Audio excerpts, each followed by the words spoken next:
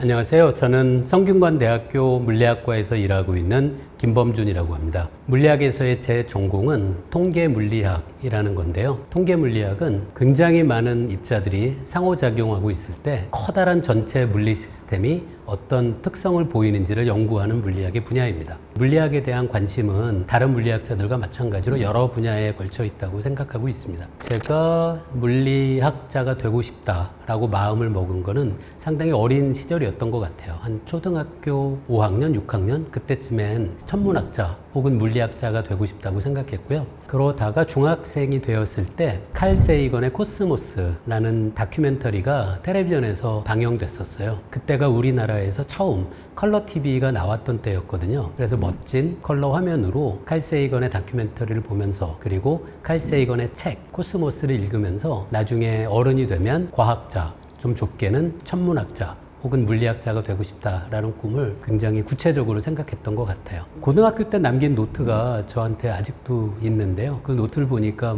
오늘 달이 몇 시에 떴으니까 내일은 몇 시에 뜰까 그런 것도 계산해 본 것도 있고 열차가 굉장히 빠르게 달릴 때 거기서 만약에 뒤로 총을 쏘면 밖에 있는 사람은 총알이 어떻게 보일까 같은 거를 고등학생 수준에서 나름 생각해 봤던 노트도 지금 남아 있습니다. 그런 걸 보면 물리학자가 되고 싶다라는 생각은 아주 어렸을 때부터 오랜 동안 했던 것 같고요. 그러다가 대학교에 진학할 때는 지금도 기억하는 게 1지망 물리학과, 2지망 천문학과, 3지망 물리학과 그렇게 적었던 것 같아요. 그래서 저는 사실 아주 어렸을 때부터 물리학자가 되고 싶다는 꿈을 꿨고 그리고 물리학자가 됐고 지금도 물리학자로서 살아가고 있다는 게 여러분은 동의하지 않으실 수 있지만 저는 스스로는 성공한 인생이라고 생각해요.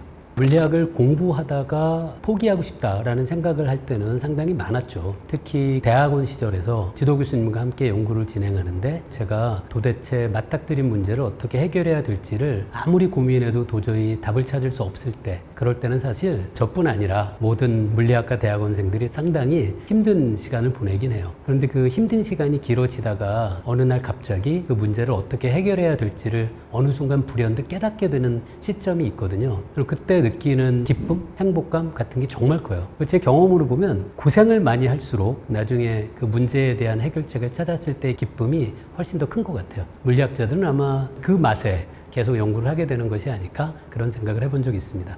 어떤 물리학자들은 평생 이루고 싶은 커다란 목표를 설정하고 그 목표에 도달하기 위한 연구를 수십 년 동안 꾸준히 진행하는 그런 물리학자들도 많이 있어요. 근데 저는 사실은 이게 젊은 물리학도들에게 추천하고 싶은 그런 연구 방법은 아닌 것 같은데요. 저는 죄송하지만 평생 이루고 싶은 커다란 꿈 그런 거 없고요. 제가 물리학을 연구하는 방법이 그때그때 제 마음을 움직이는 주제를 연구합니다. 그래서 어떨 때는 정말 누가 보기에도 좀 황당한 연구 주제 그런 것들도 제가 마음이 내키고 하고 싶으면 연구를 진행하고는 해요. 과학자들도 사람이잖아요. 그래서 자기의 생각, 자기의 지식 같은 것을 사람들에게 알려주고 싶어 하는 건 과학자가 아닌 사람들과 똑같은 것 같아요. 물리학자로서 논문을 쓰면 제가 쓴 논문을 읽는 물리학자는 전 세계에서 사실 그렇게 많지 않습니다. 제가 쓴 논문 중에 인용이 많이 된 논문은 그래도 몇천 번 정도는 인용이 돼요. 그런데 논문은 기껏해야 몇천 명이 제 논문에 관심을 두잖아요. 그런데 전에 제가 대중과학책을 쓴 적이 있는데 그 과학책은 몇만 부 정도가 팔리더라고요. 그래서 논문보다는 대중과학책을 쓰는 것이 사람들에게 제 목소리를 들려주기 훨씬 유리한 방법이 아닐까? 라고 생각했었는데요. 보다 채널에서 과학을 보다 출연해 보니까 어떤 컨텐츠 같은 경우에는 심지어 100만, 200만 정도 되는 분들이 그 컨텐츠를 시청하시는 거예요. 논문을 쓰면 기껏 1000명, 책을 쓰면 기껏 10,000명, 유튜브를 하면 어쩌면 100만 명 그런 생각을 하면서 사람들에게 제가 알고 있는 내용들을 이렇게 재밌게 도움이 되는 방법으로 전달하는 그런 수단으로는 유튜브 채널이라는 것이 큰 힘을 갖고 있다는 걸 알게 됐어요. 그러니까 이번에 제 유튜브 채널을 시작하게 된 동기는 바로 더 많은 사람들에게 제 생각을 들려주고 싶다는 그런 생각이었습니다. 제 채널에서 다루게 될 주제는 사실 잘 모르겠어요.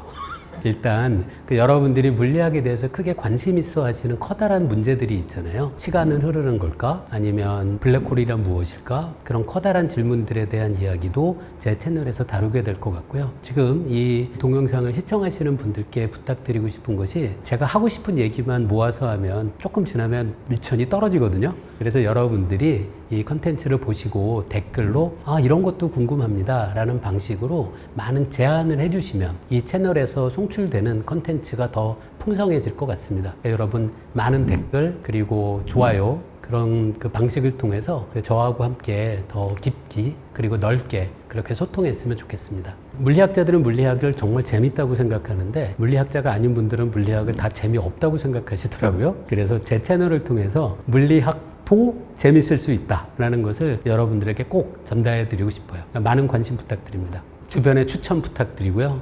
구독, 좋아요 무지막지하게 눌러주십시오. 감사합니다.